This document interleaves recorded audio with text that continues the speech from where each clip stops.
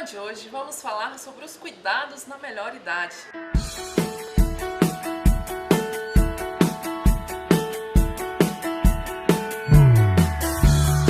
Começa agora o programa Saúde na Melhor Idade.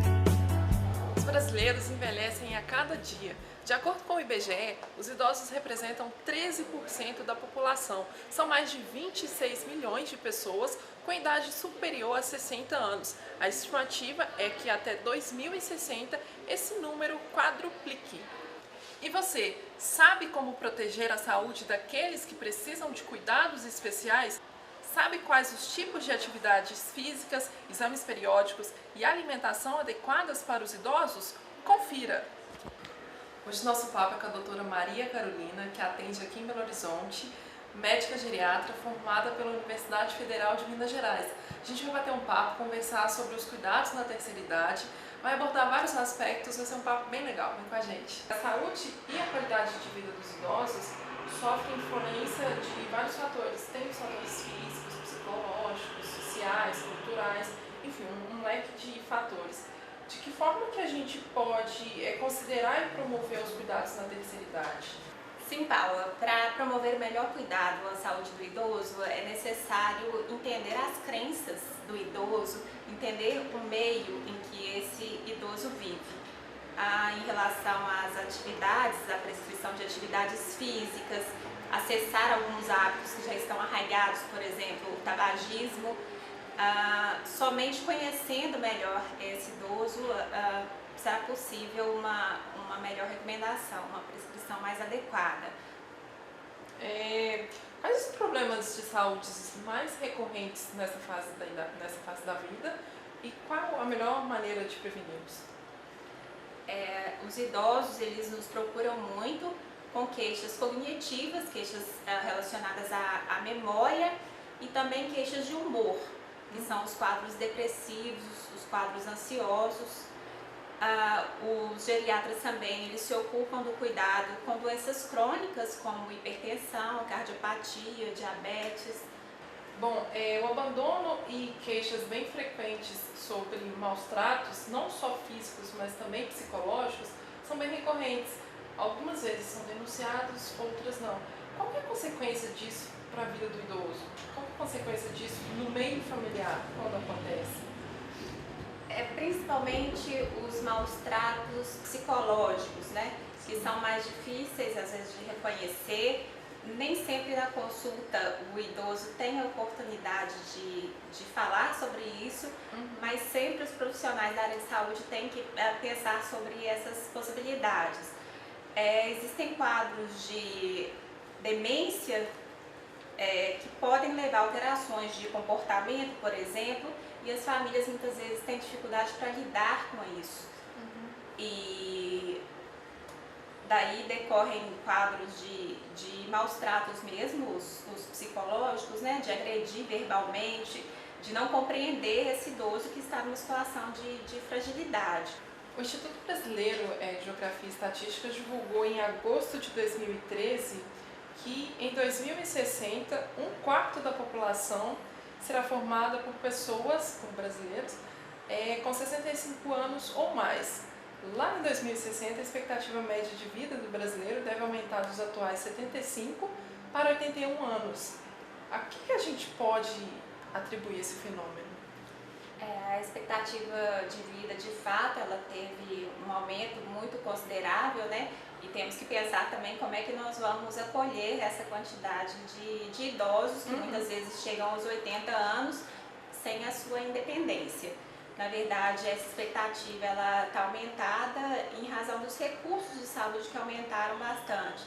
Um exemplo seria, por exemplo, o tratamento da pneumonia, que apresentava uma mortalidade muito grande, e hoje em dia a gente já tem os recursos para tratar, e isso ocorre também com os quadros cardiológicos mais graves, possibilitando que o paciente tenha uma sobrevida maior.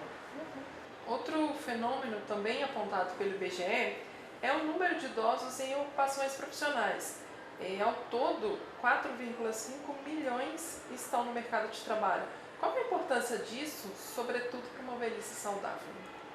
Sim, quando o idoso está satisfeito no seu ambiente de trabalho, quanto mais ele puder permanecer em atividade laborativa, melhor, maior vai ser o seu estímulo cognitivo. É necessário também que esse idoso, essa pessoa que está envelhecendo, que ela tenha o tempo que ela precisa para cuidar da sua saúde, para fazer as consultas médicas, para poder dedicar à atividade física.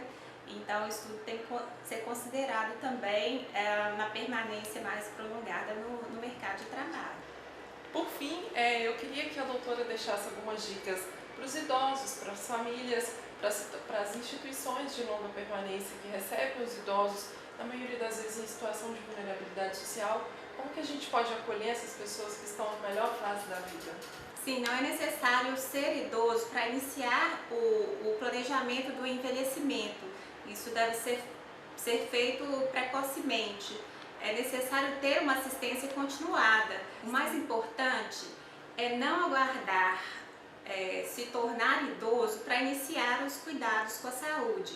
Isso pode ser feito precocemente. O planejamento do envelhecimento ele deve ser feito precocemente. As famílias elas devem pensar que todos nós nos tornaremos idosos.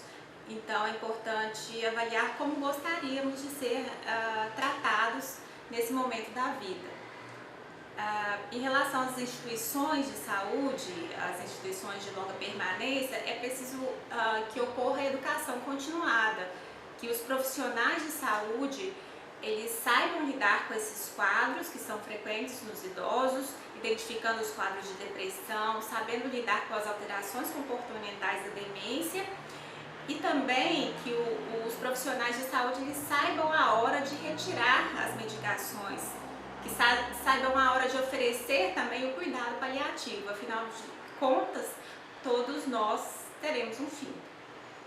Os males corporais que mais prejudicam a saúde da população idosa hoje são as doenças crônicas, ou seja, aquelas de curso arrastado e em grande parte das vezes incuráveis. O IBGE aponta que 3 em cada 4 idosos sofrem algum tipo de doença crônica. Nessa lista estão o infarto, em primeiro lugar, com 11,8% de incidência, seguido do AVC, com 9,9%, e a diabetes, que acomete 5,9% dos idosos brasileiros. Com o objetivo de proporcionar bem-estar aos moradores da região do Bairro Nacional em Contagem, a ONG Impacto oferece atividades físicas aos assistidos. A educadora física Rosiane de Moura fala da importância das atividades físicas para os idosos. A atividade física para a terceira idade ela é excelente tanto na parte preventiva quanto na parte já com o problema. A atividade física ela vai estar auxiliando na parte de hipertensão, diabetes, no controle dessas doenças e outras mais. Temos aqui vários casos de doenças de Alzheimer, hipertensão, diabetes e etc. E nós temos quadros que são bastante, não só retroativos, mas também preventivos. Temos vários casos de pessoas que controlaram algumas doenças com a parte da nossa prática de atividade física. A prática de atividade ela é feita em qualquer idade, de 0 a 70, 80 anos. Nós temos casos de pessoas com até 83 e que são pessoas totalmente ativas por causa dessa prática da atividade física. Enoide Oliveira faz parte do projeto Viver Mais Saúde. Ela conta a melhora que sentiu após iniciar as atividades. Eu moro aqui na região e quando eu descobri esse exercício aqui, eu adorei. Uma que eu já encontrei várias pessoas conhecidas e fiz ótimos amigos. E o exercício para mim foi muito bom. Esse grupo aqui é muito animado e cada vez vem mais gente. E quando eu posso também, eu sempre animo outras pessoas a virem. E para mim a saúde foi muito bom, apesar dos meus joelhos não gostarem muito, mas está indo bem.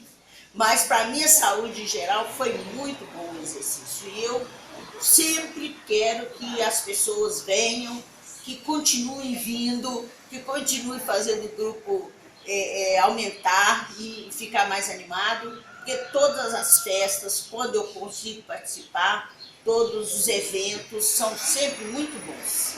Eu adorei estar nesse grupo. E eu aconselho todas as pessoas a virem para cá, porque a saúde vai melhorar 200%. O recado está dado. Faça atividades físicas e garanta a qualidade de vida antes e durante a terceira idade. Até o próximo programa!